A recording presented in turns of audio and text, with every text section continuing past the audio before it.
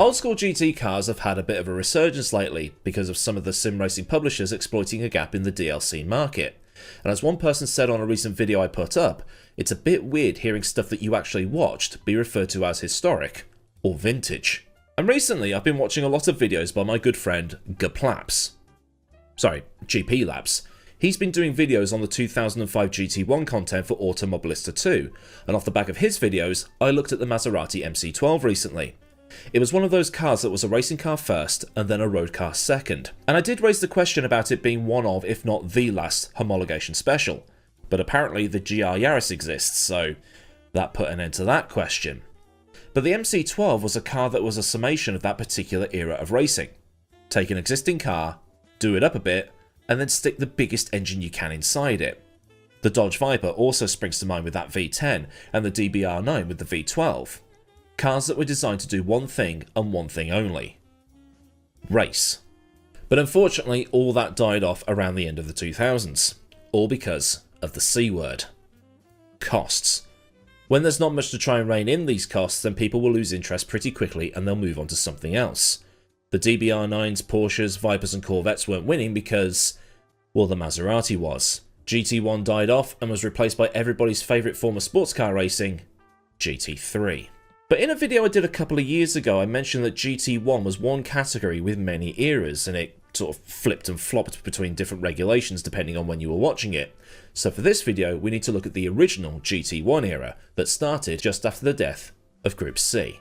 GT1 was the FIA's attempt at getting a new form of top-class sports cars in the wake of the demise of Group C. Things weren't great for sports cars, and it's safe to say the FIA got it completely wrong. An engine equivalency formula with Formula 1 was designed to do what LMDH and Hypercar do today: create some overlap. But at least LMDH and Hypercar compete in the same races. If you're using an F1 engine in an endurance race, the engine's not going to last, and an endurance engine in Formula 1 wouldn't have the right power delivery.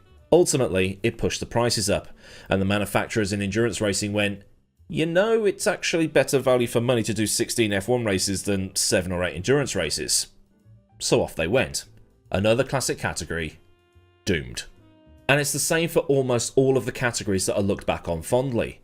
Can-Am, Group C, Super Touring, GT1, and I absolutely guarantee you that Group B would have gone the same way if they didn't pull the plug on that category because of safety concerns. And speaking of, having seen empty box lob a Lancia around a cold and rainy Wales yesterday, I need to look at the 037 at some point. I've got a set of Corsair Rally, I just need some time to play it. But anyway, GT1. The BPR organisation had been formed in 1994, and the BPR Global GT Series, now the SRO GT World Challenge, was a series that ran GT1 down to GT4, with each number representing the amount of technical freedom the cars were allowed. The blueprints of this class first ran at Le Mans in 1993, the year after the demise of Group C, and the first BPR series ran in 1994. In 1995, the McLaren F1 came along and won Le Mans, and a video on that win has been done before, if you're interested. But the cars that were involved in GT1 at the start were insane. Things that aren't just icons of racing, but motoring as a whole. The McLaren F1 is probably the most famous. Then there's the XJ220 that was disqualified from Le Mans for something to do with its catalytic converter. This in turn lost David Brabham, John Nilsson and David Coulthard the win. You've also got the Ferrari F40, Porsche 911 GT1, the CLKs that backflipped at Le Mans in 1999, although that was part of the GT1 prototype era, and you've also got the lesser known Lotus Elise. But there was another manufacturer involved, a small British sports car company that became a cult classic thanks to the company's inclusion in a touring car game. When you hear the name Lister, you'd probably think of the lazy, feckless, unmotivated lead character in a cult British sci-fi comedy, where you want to lie shipwrecked and comatose, drinking fresh mango juice, goldfish shoals nibbling at your toes, fun fun fun, in the sun sun sun. Now that's a reference that only one portion of the audience will get. And recently that same surname has come back thanks to nothing beats a Jet2 holiday, and right now you can save £50 per person. That's up to £200 off for a family of 4. But Lister as a company was small and delightfully British, built in low numbers in a shed and sort of on par with the other small British car makers in Noble and TVR. Founded in 1954 in Cambridge, Brian Lister's company built cars inspired by the ones made by Cooper, building his own chassis but dropping existing engines like the ones from MG in the front. The company and Brian would win their first race at the 1954 British Grand Prix support race at Aintree. In 1959, Lister hired Mike Costin, the Cos, in Cosworth, and out came a single-seat racer based around a Chevrolet Corvette engine. But when it was not very competitive, owing to the rear engine revolution that Cooper pioneered in Formula 1, single-seat production ended with the company focusing more on sports cars. The car that's on your screen right now was powered by a Jaguar engine and run by Ikuri Akos. But Costin and Lister did design a sports car that was also powered by the Jaguar engine, something that looked like if Grand Theft Auto did the E-Type.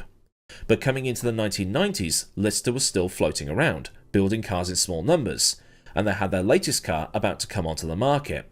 Lister had built this, simply called the Storm. Built between 1993 and 1994, it was Lister's attempt at building a 1990s coupe, available in a two-door 2x2 configuration or just a simple two-seater.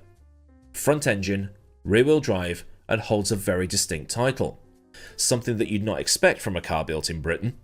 It had the largest V12 engine fitted to a road-legal sports car since the end of the Second World War, and Lister had lifted it from a Jag. This British-designed, British-built, road-legal sports car had the engine lifted from Jaguar's XJR9 Group C prototype, a whopping 7 litres.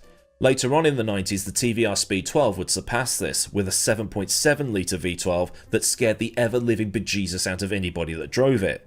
But at least the Storm made it to production. And I absolutely love the Speed 12, it's just so delightfully mental. But 7 litres. That's an absolutely insane size of an engine for what this thing was. The Storm had a 60-degree single overhead cam 24-valve V12 that was 1000cc bigger than the engine that Jag used in IMSA, because the World Sports Car Championship in IMSA had different engine rules at that particular time. It was capable of around 750 horsepower at 7,200 RPM. At least, in the Jag it was. In the Lister, it was only 550. It was fuel injected, but didn't have any turbos, so it was pure, naturally aspirated. Would you like to hear it? Good, because there's a sound clip on Wikipedia.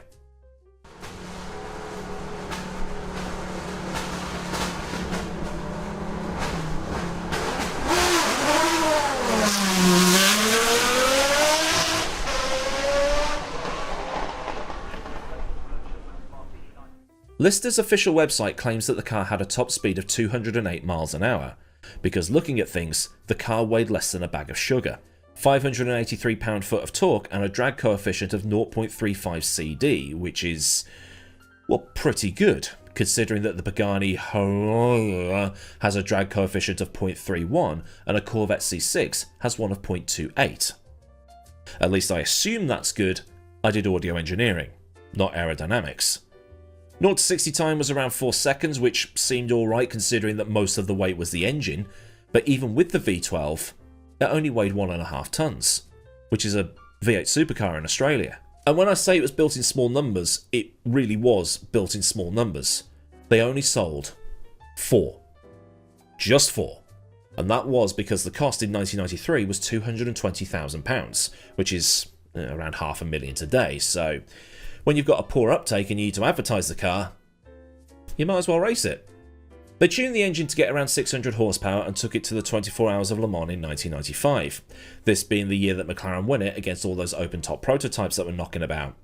But the thing is, Lister was going to have its work cut out, because racing in the GT1 class that year were things like the XJ220, the Skyline GTR, the NSX, the F40 GTE and some 911s, all from manufacturers with better racing pedigree and, more importantly, deeper pockets. Just the one Lister was entered, carrying an air restrictor of just under 44mm to moderate the power, and like mentioned, it had around 600 horsepower. This was BOP before BOP, and then the MC12 really kicking it into gear. It only completed 40 laps, but it's listed as retiring after 6 hours on Wikipedia's results sheets, which probably means they spent more time in the pits than they did out on the track. But in qualifying, they were 14 seconds off the McLaren F1 that ended up winning the race outright. But they were in a bunch of cars, with the Callaway Corvette, an XJ220 and a Nissan GTR LM, so it's not like they were last by a country mile. But then again, that McLaren F1 of Leto, Dalmas and Sekia was absolutely rapid. So was the F40, come to think of it. Undeterred, Lister came back for 1996 with what I like to call the most unlikely of sponsors. The city of Newcastle upon Tyne. One of the best cities in Britain for nightlife and full of friendly people. It's a place where they can tell you're not local because you're wearing a coat. A place where you can go on a night out and you see women in, well, not much at all, wearing impossibly high heels and somehow not breaking their ankles or freezing to death. It's also the home of Jimmy Nail, Antor Deck, Cheryl Cole, Hank Marvin, Mark Knopfler, Sting, Sir Frank Williams, Alan Shearer, Sam Fender, and AC/DC's Brian Johnson. I was caught in the middle of a railroad track! Oh, and Greggs. You can't forget Greggs. And Newcastle Brown Ale, which sounds like a good idea for some lunch. But anyway, in Newcastle city centre, just to the north of the main shopping streets, a stadium rises above everything else. This is St James's Park, the home of Newcastle United Football Club. The biggest club in the northeast, and for the people of Newcastle, it's not just a football club. It's a religion.